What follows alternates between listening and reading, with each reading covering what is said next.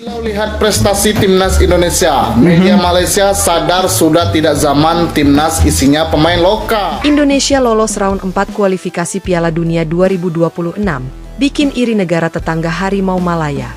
Jakarta, 21 Juni 2025. Euforia tengah menyelimuti sepak bola nasional setelah timnas Indonesia resmi melangkah ke putaran keempat kualifikasi Piala Dunia 2026 zona Asia. Dan ini adalah pertama kalinya tim daripada ASEAN ataupun Asia Tenggara yang satu-satunya mencipta rekor baru dalam sepak bola ASEAN ini. Keberhasilan ini tak hanya menjadi kebanggaan seluruh rakyat Indonesia, tetapi juga menciptakan efek psikologis yang terasa hingga ke negeri jiran, Malaysia. Tim Harimau Malaya yang gagal melaju ke babak selanjutnya disebut-sebut merasa panas dingin melihat sang rival abadi terus mencatatkan progres luar biasa. Kemenangan atas Jepang dengan skor dramatis 2-1 di laga terakhir grup menjadi penentu langkah Indonesia. Stadion GBK meledak dalam sorakan, jutaan pasang mata menyaksikan sejarah terukir, dan bendera merah putih berkibar dengan penuh kebanggaan. Sementara itu, di pihak Malaysia, banyak pihak mulai mempertanyakan kemunduran performa Harimau Malaya yang justru kandas lebih awal. Indonesia ukir sejarah baru. Dengan format kualifikasi baru yang diperluas untuk menyambut Piala Dunia 2026 yang melibatkan 48 tim, babak keempat menjadi fase krusial. Hanya negara-negara terbaik di Asia yang bisa melaju sejauh ini. Indonesia, yang sebelumnya sering dipandang remeh dalam dunia sepak bola Asia, kini justru mencuat sebagai salah satu kekuatan baru berkat fondasi kuat yang dibangun oleh PSSI, tim pelatih, serta generasi pemain muda yang luar biasa. Di bawah asuhan Patrick Kluivert, dan dengan bantuan Cristiano Ronaldo sebagai mentor dalam tim kepelatihan, timnas Indonesia menunjukkan performa yang konsisten dan penuh semangat juang. Pemain seperti Marcelino Ferdinand, Rafael Struijk, Ivar Jenner, hingga Pratama Arhan menjadi tulang punggung kebangkitan Garuda. Media Malaysia, kita harus belajar dari Indonesia.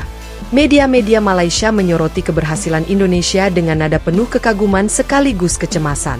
Portal berita olahraga terkenal di Malaysia, Stadium Astro, menulis judul mencolok, Indonesia terus melaju, Malaysia harus berbenah. Sementara berita harian mengangkat headline, Garuda terbang tinggi, Harimau tertinggal di belakang. Indonesia membuktikan bahwa konsistensi, dukungan penuh federasi, dan pengelolaan talenta muda yang baik bisa membuahkan hasil besar. Kita harus berhenti memandang mereka sebelah mata, tulis seorang kolumnis olahraga Malaysia. Selain itu, netizen Malaysia ramai mengomentari di media sosial, menunjukkan perasaan iri campur kagum. Tagar seperti Indonesia bangkit dan Harimau tertinggal bahkan sempat masuk trending di Twitter kawasan Asia Tenggara. Erick Thohir tanggapi dengan bijak. Ketua Umum PSSI, Erick Thohir, merespons isu ini dengan tenang dan diplomatis.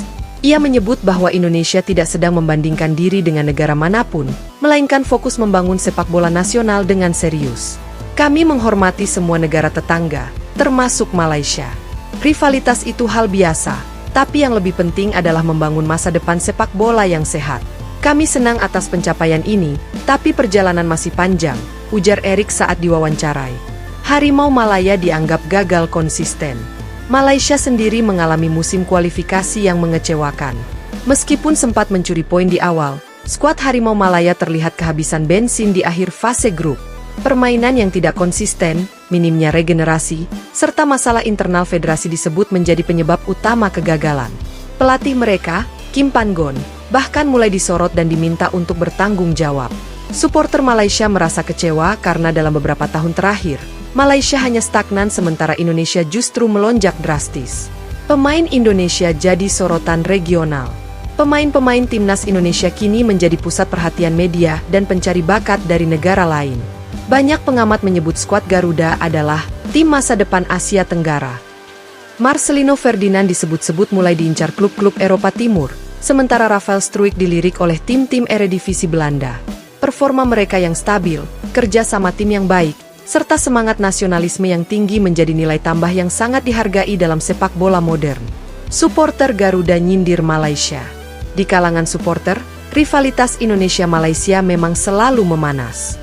Kegagalan Malaysia dan keberhasilan Indonesia pun menjadi bahan candaan dan nyinyiran di media sosial. Banyak yang menyebut ini sebagai karma, setelah sebelumnya supporter Malaysia kerap meremehkan progres sepak bola Indonesia. Dulu kalian bilang timnas kita tim ecek-ecek. Sekarang siapa yang nonton di rumah? Tulis seorang pengguna X, Twitter.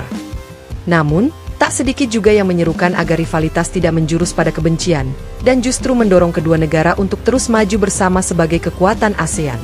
Penutup, Indonesia semakin percaya diri. Lolos ke ronde keempat kualifikasi Piala Dunia 2026 bukan hanya soal angka di klasemen, tapi juga soal mentalitas. Indonesia kini percaya bahwa mereka mampu berdiri sejajar dengan negara-negara besar Asia. Dan meski membuat iri Harimau Malaya, Garuda tidak menoleh ke belakang, karena mata mereka kini tertuju pada target utama, menembus putaran final Piala Dunia untuk pertama kalinya dalam sejarah. Langkah besar ini menjadi awal era baru sepak bola Indonesia, dan dunia kini mulai memperhitungkannya.